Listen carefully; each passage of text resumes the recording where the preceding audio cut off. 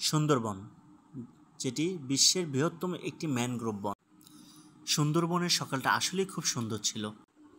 এমন সুন্দর আবহাওয়া অনেকেই এই লবিতে বসে উপভোগ করছে, যারা আমাদের এই সফর সঙ্গী হবেন। ইতিমধ্যে আমাদের সুন্দরবনের যাত্রা প্রথম দিনটা শুরু হয়েছে। পাশাপাশি আলাস্কা থেকে আমাদেরকে ব্রেকফাস্ট করার জন্য সবাইকে আমন্ত্রণ জানিয়েছে। আমরা ব্রেকফাস্টের জন্য ওদের ক্যান্টিনে প্রবেশ করি এবং ঢোকার সাথে সাথে যেটা বুঝতে পারলাম, আমাদের এই ফুল শিপটা ফুল বুক। অনেক ট্যুরিস্ট আসছে আমাদের সাথে এই যাত্রাপথে এবং ওদের আয়োজনটা খুব সুন্দর ছিল ব্রেকফাস্টের। এখানে পরোটা, ডিম ভাজি, সবজি, চিকেন কারি, ব্যানানা, ডাল বোনা, জুস এবং চা কফির ব্যবস্থা ছিল।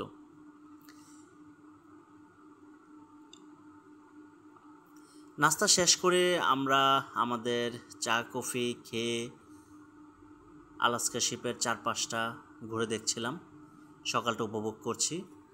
সুন্দরবনের সৌন্দর্য আসলেই চমৎকার। এখানে নদী, নালা, খাল, বিল, বন, জঙ্গল সবই আছে, মানে সৌন্দর্যের কোনো কমতি নেই।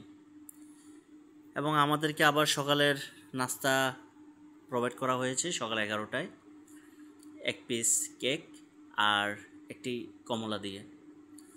আমরা আমাদের স্ন্যাক্স টাইমটা শেষ করে সবাই সবার মতো করে আবার উপভোগ করছি। কেউ ছবি তুলছে, কেউ ব্যালকনে দাঁড়িয়ে আছে, বাচ্চারা চারপাশে খেলছে, কেউ বা নাবিক সেজে বোট চালাচ্ছে।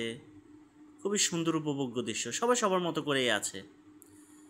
তারই মধ্যে দুপুরবেলা আমরা আন্দারমানিক স্পটে পৌঁছে যাই এবং এখান থেকে আমাদের আন্দারমানিক ইকো রিসোর্টে যাত্রা শুরু হবে। আন্দারমানিক ইকো রিসোর্টে যেতে হলে আমাদের শিপ থেকে ছোট বোটে করে আমাদের লাইফ জ্যাকেট পরিয়ে ওরা নিয়ে যাবে। শিপ থেকে আন্দারমানিক ইকো রিসোর্টের পর্যন্ত যেতে আমাদের এখানে সময় লেগেছে 4-5 মিনিটের মতো। সবাই লাইফ জ্যাকেট পরে সবাই সবার সেফটি মেনটেন করে আমরা ইকো রিসোর্টটাতে পৌঁছে যাওয়ার পথে দেখলাম অনেক শিপ, পাশাপাশি আমাদের আলাস্কা শিপের পাশাপাশি অন্য যে শিপগুলো আছে সবাই চলে আসছে। সবাই সবার মতো করে দাঁড়িয়ে সবাই সবার ট্যুরিস্টদেরকে এই রিসোর্টে নিয়ে যাবে। আমাদের ভাগ্যটা খুবই ভালো, এত সুন্দর আবহাওয়া এবং তেমন কোনো গরম ছিল না। যদিও আমরা নভেম্বরের শুরুতে এখানে গিয়েছি, এখানে একটা বৃষ্টির পূর্বাভাস ছিল, কোনো কিছুই পাইনি এবং আমরা আবহাওয়াটা খুবই চমৎকার পেয়েছি। এবং আমরা আন্দারমানিক ইকো রিসোর্টে যখন পৌঁছালাম, সবাই সারিবদ্ধ হয়ে আমরা আমাদের ইকো রিসোর্টটা পরিদর্শন করার জন্য রওনা দিয়েছি। এই সুন্দরবনের সৌন্দর্য, এখানে কত না বিচিত্র গাছপালা আছে এবং আমাদের টুরিস্ট গাছ আমাদেরকে এটাই হচ্ছে সুন্দরবনের সে সুন্দরী গাছ।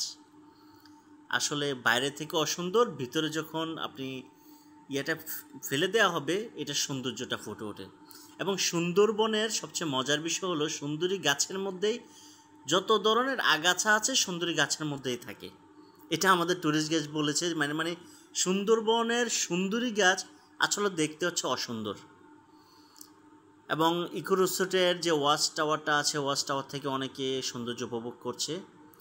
এরই মাঝে আমরা এখানে 1-1.5 ঘন্টার মতো ছিলাম। তারপর আমরা আমাদের শিপে আবার ফিরে যাব। আমাদের এই জেটি গার্ডটা ধরে আমরা আমাদের বোটে যাচ্ছি। ওইখান থেকে আমরা সবাই আবার আমাদের শিপে প্রবেশ করব আমাদের ইভিনিং স্ন্যাক্স গ্রহণ করার জন্য। আমাদের ইভিনিং স্ন্যাক্সে ছিল স্যুপ, অন্থন এবং ফ্রেঞ্চ ফ্রাই। তাদের আয়োজনটা খুবই ভালো ছিল এবং এই ইভিনিং স্ন্যাক্সের পাশাপাশি ওরা ছোট্ট একটা কালচারাল প্রোগ্রাম আয়োজন করেছে। সবাই এটা খুবই সুন্দর উপভোগ করছে। স্ন্যাক্স খাওয়ার পাশাপাশি কালচারাল প্রোগ্রাম, আসলে গান হচ্ছে, বাচ্চারা নাচছে, সবাই সবার আবৃত্তি করছে, খুব ভালো লাগছে। কালচারাল প্রোগ্রাম শেষ করে আমরা আবারও বাইরের রাতের সৌন্দর্যটা উপভোগ করি। আলাস্কা শিপের ব্যালকনিতে বসে, কোথাও লবিতে বসে। এরই মাঝে আমরা আমাদের ডিনারের সময় হয়ে যায় এবং ওরা আমাদেরকে ডিনারে রাতে এখানে আপনার ফ্রাইড রাইস, তারপরে চিংড়ি, চাইনিজ ভেজিটেবল, চিকেন, ভালো আয়োজন ছিল এবং ওদের ডেজার্টটা আসলে খুবই চমৎকার ছিল। ওদের বাবুর্চির হাতে এক কথায় জাদু ছিল। এই ছিল আমাদের প্রথম দিন। খাওয়া দাওয়া শেষ করে আমরা সবাদের রুমে চলে যাই। Thank you.